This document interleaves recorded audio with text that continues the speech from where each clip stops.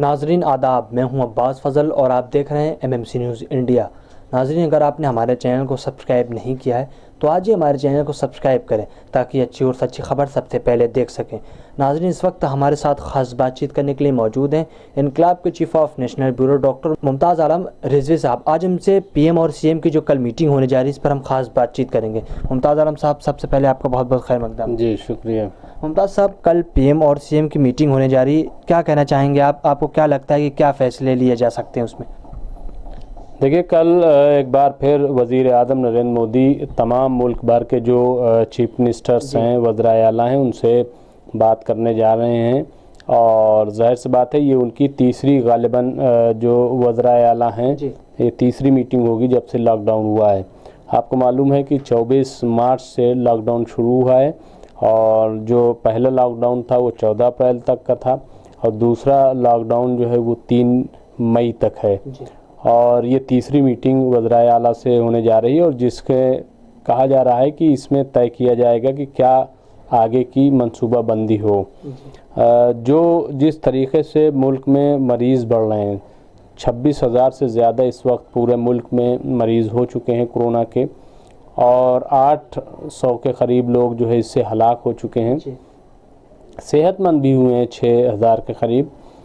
तो इन तमाम चीज़ों पर बातचीत होगी। ख़ास तौर से मैं समझता हूँ कि जो 1.5 करोड़ के करीब हमारे माइग्रेंट्स लेबर्स जो क्वारंटाइन है या फंसे हुए हैं, जिनको उन पर ज़रूर बातचीत की जाएगी। और इसके अलावा जो सूबों की प्रॉब्लम्स हैं वो सुनी जाएगी, क्योंकि सूबों में पैसे तकरीबन ख़त्म हो रहे हैं और उनके सामने क्राइसिस है और बार बार वो मरकज़ की तरफ अपनी बात मरकज़ को कह रहे हैं कि उनकी मदद की जाए। तो उस पर भी बात हो सकती है, या वज़राए आला की तरफ से ये चीज़ उठाई जाएगी या तो PM कोई बात करेंगे। तीसरी चीज़ ये है कि जो टेस्टिंग की बात है और मास्क की बात है और PPE किट की बात है, तो उन तमाम चीज़ों पर भी बात की जाएगी, क्योंकि अभी तक जो मुनासिब तादाद है वो नहीं पहुंच पाई है सूबों में।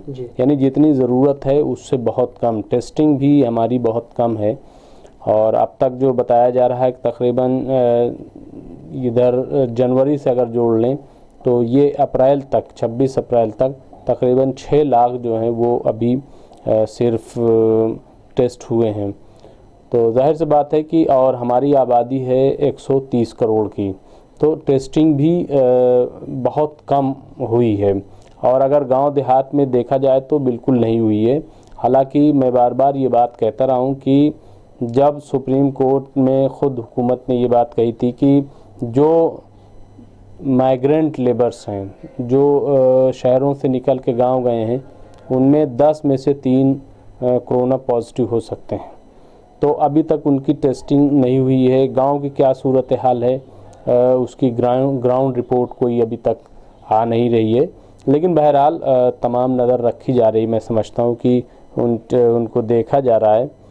तो कल मैं समझता हूँ कि इन्हीं तमाम मसाइल पर एक बार बात करेंगे।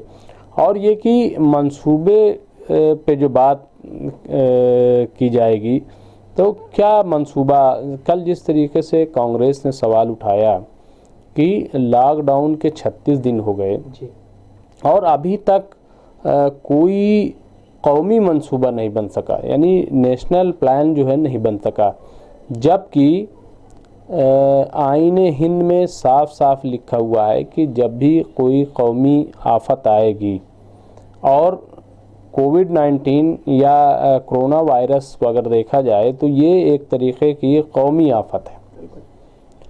तो कौमी आफत कानून जो है हमारा, उसके तहत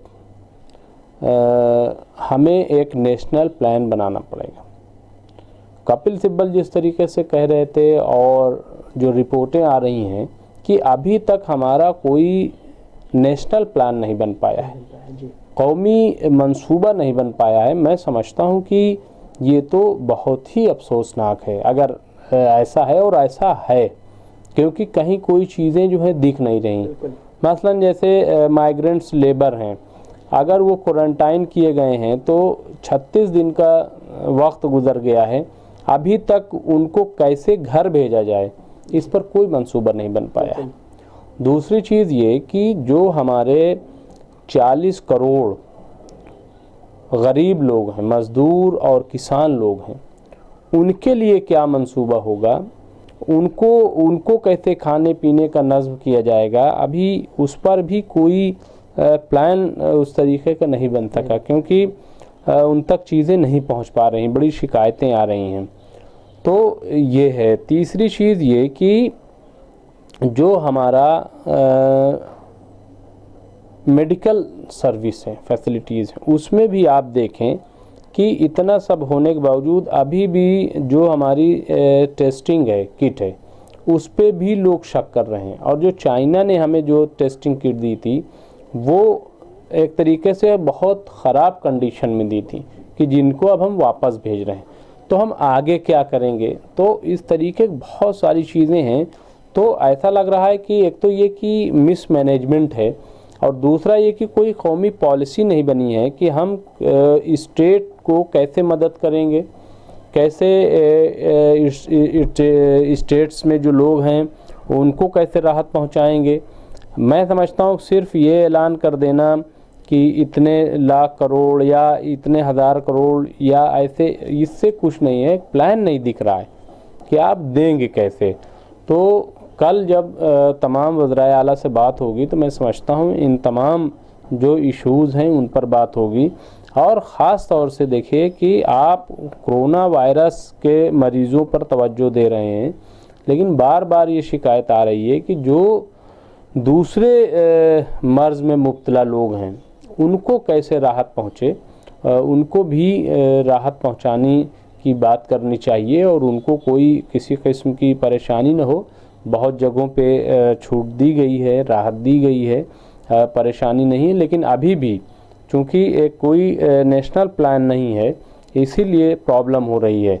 और सबसे बड़ी प्रॉब्लम्स जो हैं वो लेबर्स की है, क्योंकि देखिए अब एक तरफ तो ये कहा जा रहा है कि लेबर्स को घर पहुंचाया जाए, दूसरा तरफ ये भी मंसूबा बनाया जा रहा है कि अगर सारे लेबर्स गांव चले गए तो अगर ये लॉकडाउन हटेगा तो मज़दूर कैसे मिलेंगे, फैक्ट्रीज़ चल नहीं पाएंगी, प्रोडक्शन जो है वो रुक जाएगा। और प्रोडक्शन बहुत ज़रूरी है। तो कहने का मतलब ये है कि ये तमाम ऐसी चीज़ें हैं जिन पर कहीं कोई मंसूबा नहीं दिखता है। और कल मंसूबा बनाने की बात होगी, यानी आप देखिए कि तकरीबन 36-37 दिन लॉकडाउन के गुजर गए और अभी भी हमारा कोई मंसूबा नहीं बन सका है। और दूसरा ये कि देखिए मरकज़ी हुकूमत को, जैसा कि कल कांग्रेस ने भी इसकी तरफ इशारा किया कि जो सूबों को पैसा देना, मसलन जैसे उत्तर प्रदेश हिंदुस्तान का सबसे बड़ा सूबा है, वहाँ पे इनको देना था मरकज़ी हुकूमत को 1,40,000 करोड़ रुपए, लेकिन महज 8 या 9 हज़ार करोड़ रुपए सूबे को दिए गए हैं। अब ऐसी सूरत में स्टेट क्या करेगा, और यही हाल दूसरे सूबों का भी है। तो ऐसा क्यों हो रहा है, ये अपने आप में एक बड़ा सवाल है।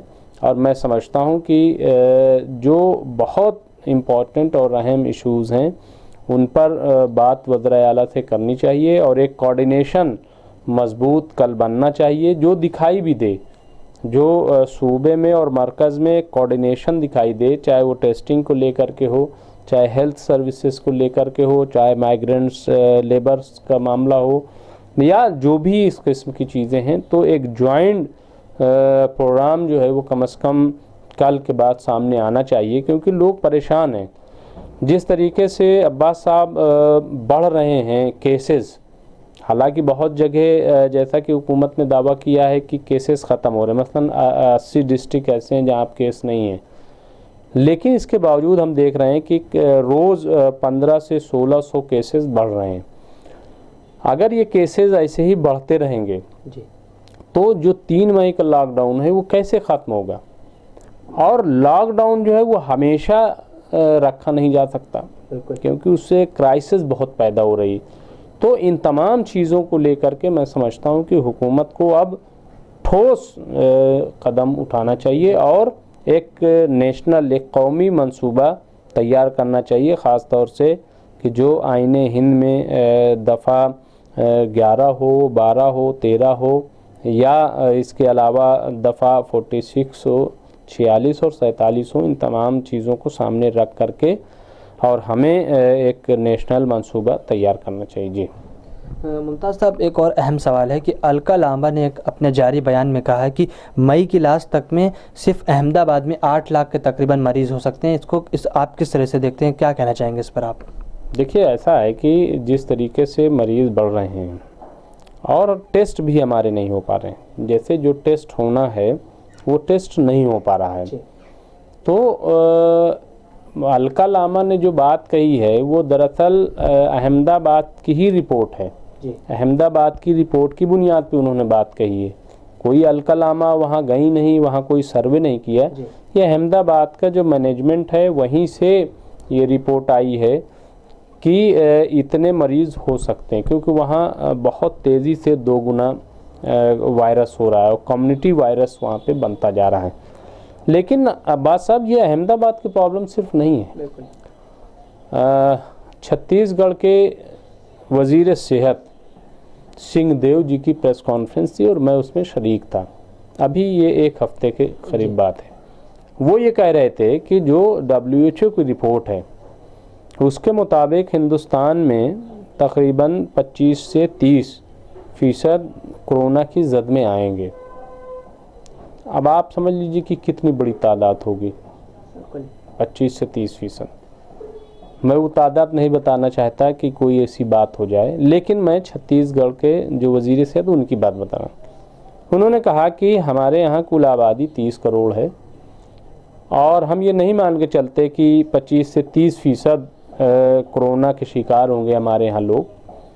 ये वो छत्तीसगढ़ बात कर रहा है कि जहाँ पे कोरोना अभी बिल्कुल ना के बराबर है, लेकिन इसके बावजूद उन्होंने कहा कि हम ये मान के चल रहे हैं कम से कम 10% ज़रूर इसके शिकार होंगे। तो ऐसे में हम 30 लाख लोगों का पूरा बजट लेके चल रहे हैं, उनके इलाज का, उनके रहने का, यानी क्वारंटाइन करेंगे या हॉस्पिटल में एडमिट करेंगे, और कितना वेंटिलेटर और ये सब उन्होंने एक तफसील पूरी बताई। इसका मतलब ये है कि मई जो है वो बहुत ख़तरनाक महीना होने जा रहा है।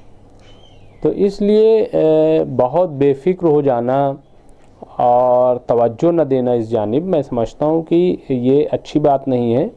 और अगर अलका लांबा ने ये बात कही है तो उसको महज एक बयान न समझा जाए, ये ख़तरा तमाम जाहिर किया जा रहा है। बिल्कुल। देखिए, महाराष्ट्र में कितनी तेज़ी से बढ़ रहे हैं, यूपी ने अपना जून तक का मंसूबा बना लिया है, दूसरी स्टेटें ऐसे ही क़दम उठा रही। तो क्या सिचुएशन है, क्या सूरत हाल है, मैं समझता हूँ कि कल जब PM तमाम वज़राए आला से बात करेंगे तो उसमें ये चीज़ें आएंगी कि अब क्या हो।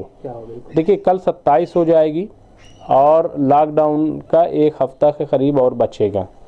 मैं समझता हूँ इस पे बात होगी कि लॉकडाउन को क्या किया जाए। फिर ये भी है कि लॉकडाउन मसले का हल नहीं है, लेकिन अभी फ़िलहाल हम जब तक रोक सकते हैं लॉकडाउन के ज़रिए, क्योंकि एक रिपोर्ट ये भी है कि अगर लॉकडाउन न किया जाता तो जो मरीज़ अभी ये 26,000 है हिंदुस्तान में, ये 2 लाख से ज़्यादा होते। तो ये तो फैक्ट है कि लॉकडाउन का बहुत अच्छा असर रहा है, लेकिन क्या हमेशा लॉकडाउन रहेगा, ये एक बड़ा सवाल है। फिर एक और रिपोर्ट आई है जो बहुत खुशी की है, लेकिन उसमें कितनी सच्चाई है अभी ये हुकूमत ने वाज़े नहीं किया। हालांकि वो हुकूमत की जो टास्क फोर्स बनाई है हुकूमत ने, उसके चेयरमैन ने ये कहा है कि 16 मई के बाद हिंदुस्तान में एक भी कोरोना के मरीज़ नहीं मिलेंगे। तो अगर ये होता है तो मैं समझता हूँ कि ये अपने आप में एक बड़ी कामयाबी होगी। लेकिन ये किस बुनियाद पे बात कही गई है, इसकी वजाहत हुकूमत को करनी चाहिए और इस बयान की तस्दीक करनी चाहिए, क्योंकि एक बड़े टास्क फोर्स के बड़े अफसर ने ये बात कही है। तो मैं समझता हूँ इन तमाम चीज़ों पे कल बहुत तफसीली PM चर्चा करेंगे, बात करेंगे, और आखिर में हम यही कहेंगे कि बहरहाल घबराने से काम नहीं चलेगा, लेकिन ये है कि हम शुतुरमुर्ग भी नहीं बन सकते कि रेत में सर धंसा के और कहें कि सब कुछ अच्छा है, कोई हमें नहीं देख रहा है, तो ये भी जो है नहीं होगा। हमें जो भी चैलेंजेस हैं उसे बहुत ही मुजाहिदाना तौर पर हमें फेस करना पड़ेगा, उन्हें देखना पड़ेगा।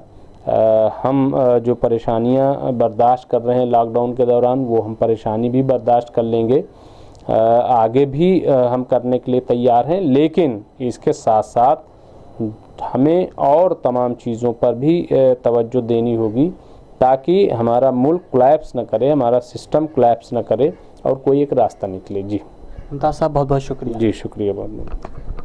नाज़रीन, जैसा कि आप देख रहे थे, इस वक्त हमारे साथ ख़ास बातचीत करने के लिए मौजूद थे इनकलाब के chief of national bureau doctor Mumtaz Alam Rizvi साहब। आज हमसे कल पीएम और सीएम की मीटिंग होने जा रही है, उस पर हम ख़ास बातचीत कर रहे थे। तो नाज़रीन, हम फिर आज कोई बड़ी खबरों के साथ देखते रहिए MMC न्यूज़ इंडिया नई दिल्ली, और हमारे चैनल को ज़्यादा से ज़्यादा सब्सक्राइब एंड शेयर कीजिए। शुक्रिया, खुदा हाफ़िज़।